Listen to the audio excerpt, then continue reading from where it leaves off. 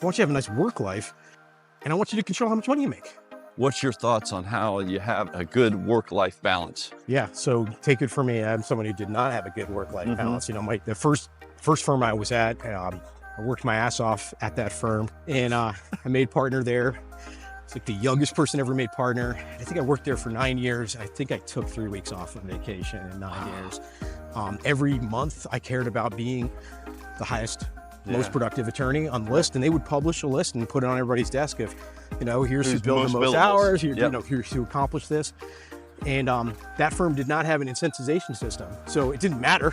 But this is the way that I differentiated myself. Yeah, absolutely. And I took it very personally, and I said, look, I'm a hard worker, and my work ethic, look, there is a place for that, right? And, you know, during that time period, I mean, I tried 1,000 cases, literally, I mean, 1,000 cases in develop my skill set. So that was the time and the minds that you had to spend, you know, to like develop the skills, and that's fine. And there is some point of that, but nowadays, I think that's kind of a terrible idea.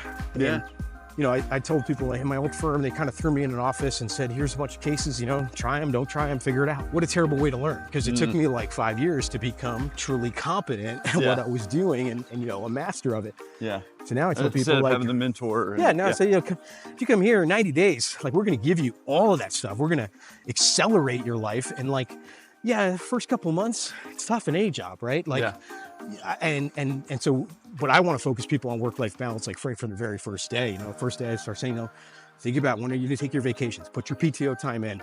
You're not a professional if you're out of control.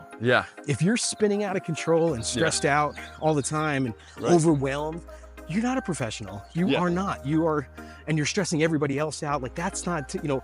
So you have to have a culture that says, you know, internally, my firm, I say, look, I want to be home at night, 5:30 for dinner. I want to go to all my son's baseball games. I want to go to all my daughter's plays and tennis games. My other daughter runs. I'm like, I want you guys out of here. We shut off our computer system on Friday night, 5:30, kick everybody out of the company. Out, you're out, go. You know, we try to do these things because you care about it. I'm going to force you guys to get back out.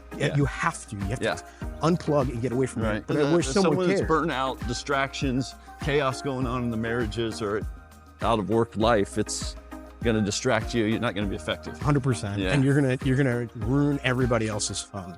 Too. You know, so there's all those things, and you know, we have like rules, and you know, we say things like, you're not allowed to call your paraprofessional before or after work hours. You know, like, you know, because people get in that habit. They start treating their paraprofessional. Shoot off. You're going through your emails. Do this, handle this tomorrow. You know, no. Texting. Give people boundaries and be clear about it.